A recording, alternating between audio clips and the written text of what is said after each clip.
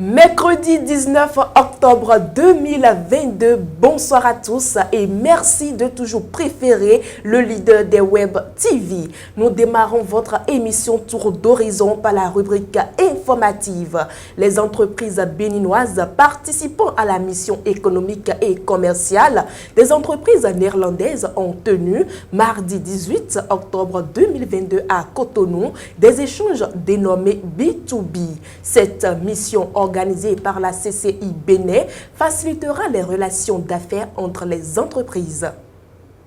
B2B, c'est le nom donné à ces échanges organisés entre les entreprises béninoises et celles néerlandaises en mission commerciale au Bénin depuis 72. Ces échanges initiés par la Chambre de commerce et d'industrie du Bénin ont pour objectif de faciliter le partage de contacts et de discuter des projets capables de booster l'horticulture au Bénin.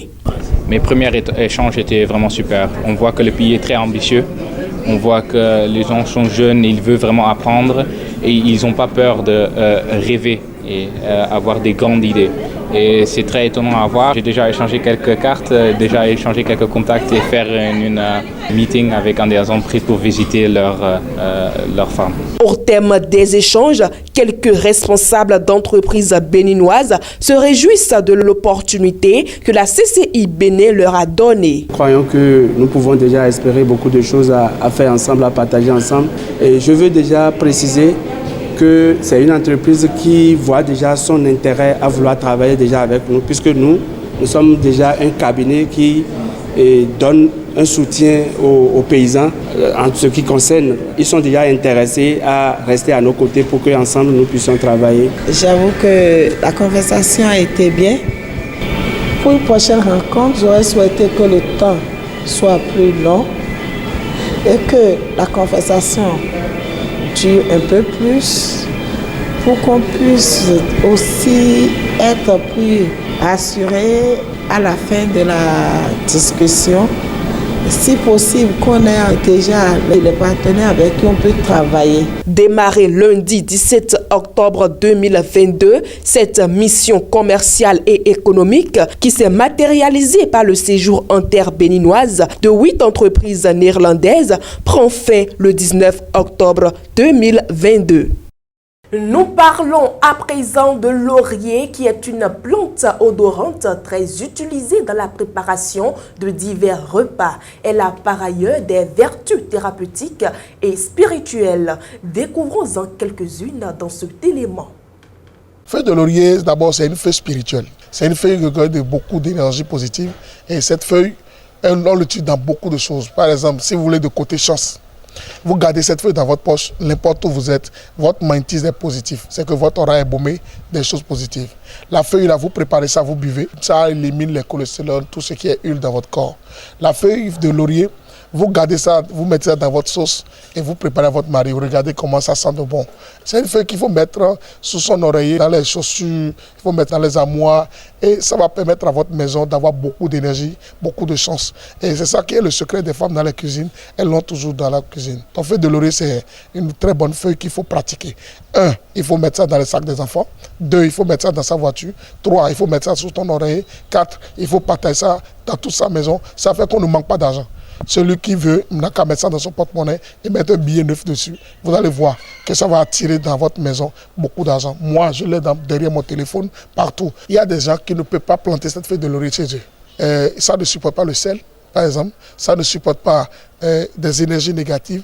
Ou bien si dans la maison, la personne est possédée par la sorcellerie, ça ne poussera pas. Mesdames et messieurs, ainsi prend fin le bulletin d'information. Tout juste après la pause, on retrouve Mas Gaspard Adjamossi pour la chronique du jour. Vous recherchez une eau minérale de qualité supérieure, un seul nom, Happy Water. Avec Happy Water, découvrez le plaisir de boire, la joie d'étancher votre soif.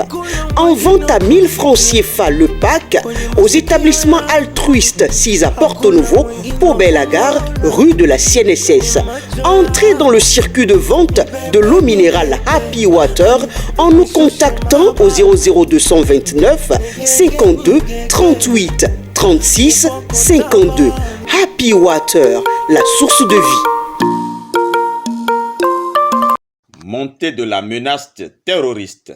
Urgence de sécuriser totalement Karimama. La situation sécuritaire à Karimama, une commune du département de la Liborie, située au nord-est du Bénin, devient de plus en plus préoccupante. Face en effet à la montée de la menace terroriste et à ce qui s'apparente de plus en plus à une avancée des présumés groupes djihadistes sur le territoire béninois, les populations de cette localité ont véritablement besoin d'être rassurées qu'elles sont totalement en sécurité, car les derniers événements dans la zone inspirent crainte, peur et créent une psychose générale. Si rien n'est fait dans l'immédiat et dans l'urgence, la localité, selon les médias sur place, risque de se vider de ses habitants. Depuis quelque temps, en effet, et ces dernières semaines surtout, les présumés groupes terroristes qui apparemment ont élu siège dans la localité tentent de faire la loi et sèment la peur dans cette commune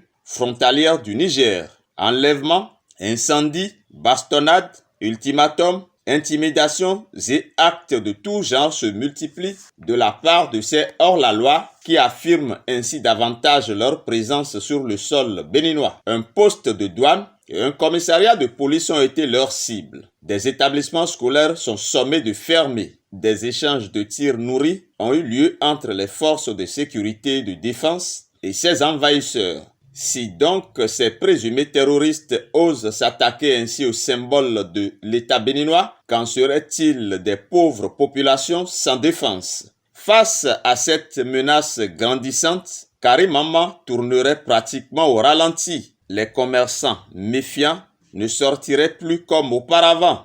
Des parents retireraient les enfants de l'école. Des cultivateurs hésiteraient à se rendre dans leurs champs. Écoles, mosquées, postes de police, douanes et autres seraient obligés de garder portes closes. Cette situation interpelle au plus haut point tous les Béninois et au premier chef nos autorités qui doivent tout mettre en œuvre pour rassurer les populations et les mettre à l'abri des actes répréhensibles de ces vendeurs du chaos. D'ailleurs, les autorités ont très tôt compris et ont pris très au sérieux cette situation. C'est ce qui justifie le déploiement sur place des soldats supplémentaires bérets rouges pour renforcer le dispositif de riposte.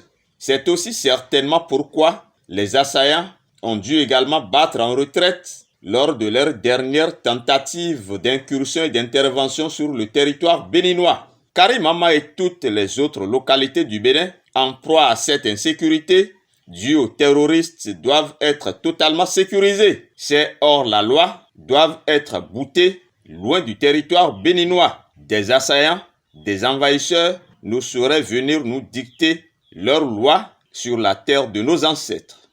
C'était Mas Gaspard Adjamossi pour la chronique du jour. Mesdames et messieurs, sans transition, nous accueillons Charles Alban Daoui dans le forum de discussion de ce mercredi 19 octobre 2022. Charles Alban Daoui, bonsoir. Bonsoir, Latifat Corridor. Marché public mal attribué, fait de rançonnement et de perception de commission. Visiblement, la criette ne fait pas peur à tous les cadres de l'administration béninoise. Eh bien oui, c'est du moins ce que l'on peut dire au regard de certains faits qui ont marqué l'actualité ces derniers jours. Et parlant de faits, il y a cette situation qui est intervenue à la Société des infrastructures routières de l'aménagement du territoire SIRAT, où pour des irrégularités relevées dans un marché attribué, 4 personnes ont été interpellées par la brigade économique et financière et par la suite présentées à la criette. Et dans ce dossier, il faut rappeler que l'on ne sait pas exactement si c'est des faits liés à cela qui ont amené le directeur de la SIRAT à démissionner, mais c'est dans la foulée que c'est arrivé. En dehors de ça, il y a eu, il y a eu à l'ANAT, l'Agence nationale des transports terrestres, un agent qui est présumé coupable de certaines malversations, qui a été récemment épinglé.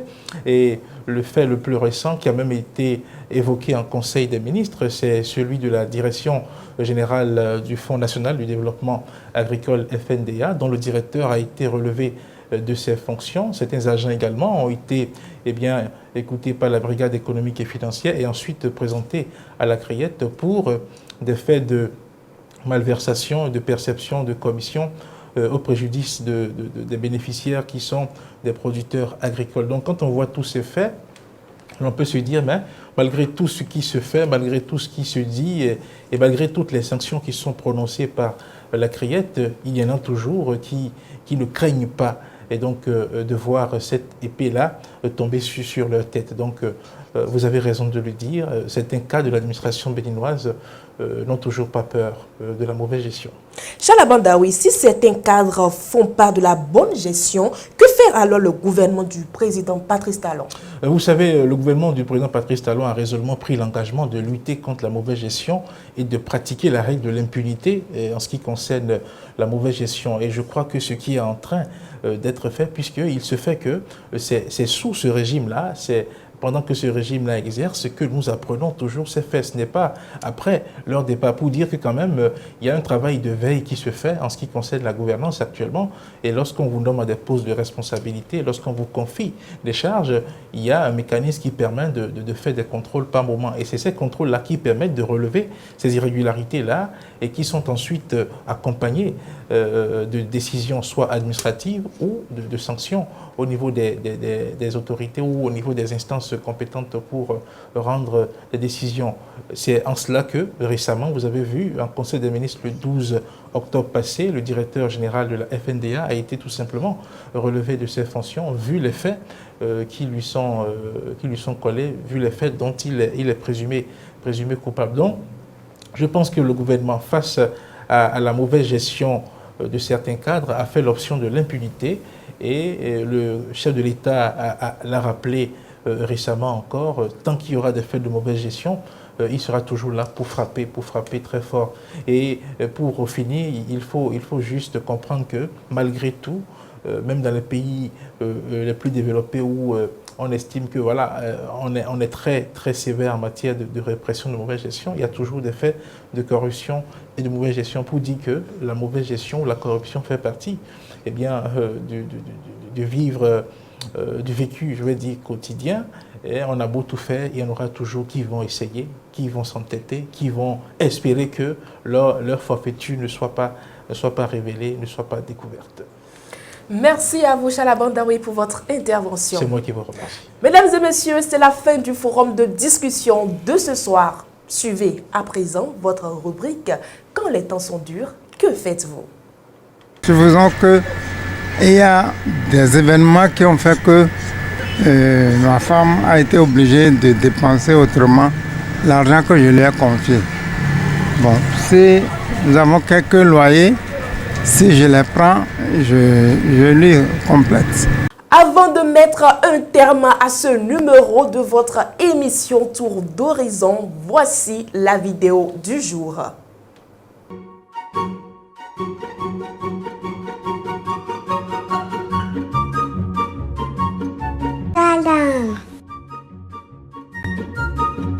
Hey!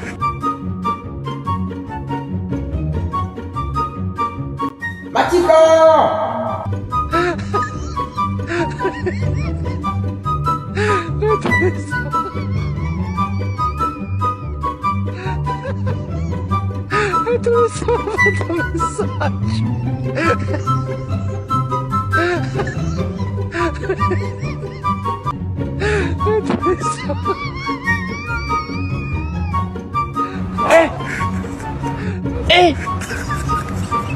Aujourd'hui aussi, c'est un autre jour. Le monde part en couille. Non. Chers amis fidèles de Guérita TV Monde, vous l'avez compris, nous sommes déjà à la fin de cette émission. Merci de nous avoir suivis et à bientôt.